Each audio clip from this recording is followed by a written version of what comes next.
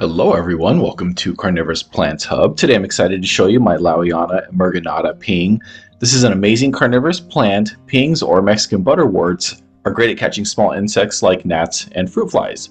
We're going to be pulling this ping out of its pot today as it's a little overgrown and has a lot of dead growth on the bottom. I also want to pluck off some of the leaves so I can start some leaf propagations. I'm actually hoping that in the near future I can sell some of these to you. It's good for the pings if you pull them out of their pot about once a year and clear off a lot of the dead growth, especially the stuff that builds up around the bottom. This can help the plant avoid rotting and gives it some extra room to grow. You can see in this planter that I have here is just a little too small. The ping has definitely outstayed its welcome, and it's definitely time to upgrade this to a little bit larger of a pot. It's time to pull this plant out of the pot, but first, let's check out and see how you can get your hands on your own ping. I'm super pumped about teaming up with California Carnivores. They're one of the most experienced and knowledgeable carnivorous plant nurseries in the entire world. They have a massive selection year-round of all types of carnivorous plants. There will definitely be something in their nursery you fall in love with. On top of that, they've also been generous enough to offer my viewers an exclusive 10% discount on their order when they enter CP Hub at checkout. That's CP Hub. Head on over and pick out yourself a new carnivorous plant to add to your collection. You know you deserve it. Let's go ahead and get back to the video.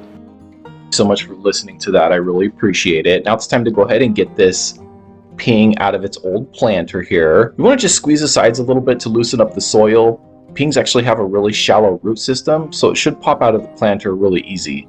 Let's go ahead and turn it over and take a look here. It's good to pull most of the old substrate off. Sometimes mold or mildew could have collected in the old substrate, so it's important that as you're cleaning off the dead growth, you also freshen up your substrate. If you don't have any new substrate but need to pull off some dead growth, this is probably okay. Just inspect the top of your soil after you pull your plant off. Check to see if there's any mold or mildew or anything that looks like it's growing, and pull those pieces of the soil off. Try not to reuse your substrate for more than a couple of years, as it can get to the point where it's just not really usable anymore. You can see all the old dead growth on the underside here. It's kind of the brownish color. We need to pluck all these old dead brown leaves off before we repot. If you don't pull off the old dead growth, it can get wet and then start to get some mold and mildew on it, and eventually promote some rot, which can be really detrimental to your plant. They come off really easily. Try to secure the plant with your other hand as you're pulling off the old dead pieces. Sometimes they can be a little bit tricky to pull out, but usually they pull off really easy. You just want to be careful with your ping because they're really delicate and they're really easy to kind of pull apart if you're not holding it securely with that other hand. The substrate that my pings are in is a mix of peat moss, perlite, and silica sand. My ping mix is a little chunkier than my Flytrap mix. I add a little more perlite and sand to it. Pings like a substrate that is well aerated and drains properly. They really don't like sitting in a super watery or boggy type of substrate all the time. They actually like it to be dried out a little bit in between waterings. And there we go. Now you can kind of see how much better it looks with all that old dead growth pulled off. Now that all that old brown stuff is pulled off, I'm going to go ahead and start pulling some of the healthy leaves here to set up for propagation. It's actually super easy to pull the leaves. You want to make sure you get a good grip on the leaf, so when you pull it, it doesn't actually break off, but it actually pulls from the middle of the plant. Broken leaves can still strike a new ping, but you have a much higher success rate if you pull the leaf directly from the middle of the plant and not breaking it off about midway. Alright, and if you're enjoying this video or finding it helpful, please make sure to like and subscribe to my channel. My dream is to actually own my own nursery and sell plants like this to you guys one day. So if you want to support me in my dream, you can give a monetary contribution by clicking the thanks button below this video. If you don't have any money, that's no problem. Just like, sub, watch this video all the way to the end. Those simple things can really help me more than you can imagine.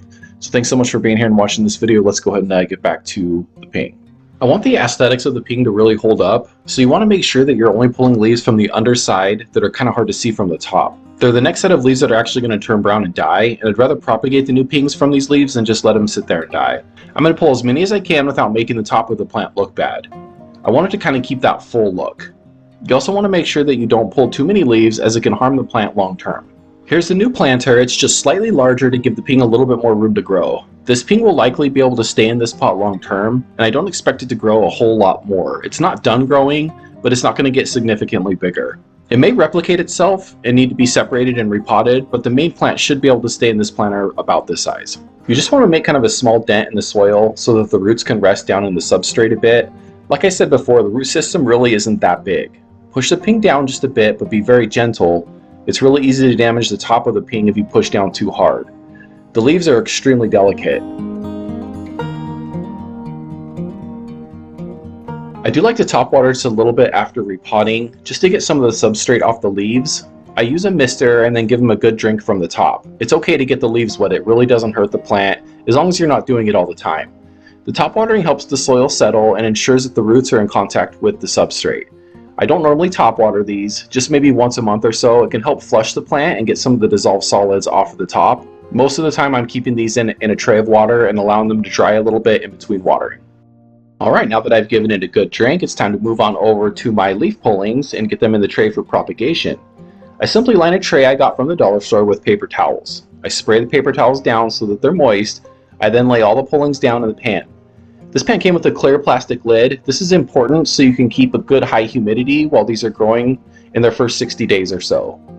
Once you're done laying out the leaves, you can give them another quick spray. Just put the lid on your tray and put it in a windowsill or under a grow light. After about 30 days or so, you should start to see your new baby pings popping up. Keep a good eye on the tray that you're using to propagate. Once you notice the moisture that gathers on the top of the plastic lid start to go away, it's probably time to water again. Don't let the pings or the paper towels dry out. You'll want to mist every 3 to 5 days depending on the light water. 4 to 5 hours a day on a windowsill of light or light from a grow light should be adequate enough for the pings to thrive. Your pings will take about 20 to 30 days before they really start to show some new growth. It'll be tiny at first, but then you'll notice that they are starting to take shape. Be diligent in keeping the tray watered, as you do not want it to dry out. Drying out is the quickest way for your propagations to fail. Pings are actually pretty easy to propagate, and my strike rate is very high when I use this method. Most of the pings that I place here should strike and be a new ping within 30 days or so. Some will even sprout multiple pings in sort of a bouquet. Pings don't necessarily go into a dormancy stage, but they will go into what's called a succulent stage in the wintertime. The leaves will become a little bit harder and the plant will lose its dew. They do require a little less water during this time, so be really careful about that.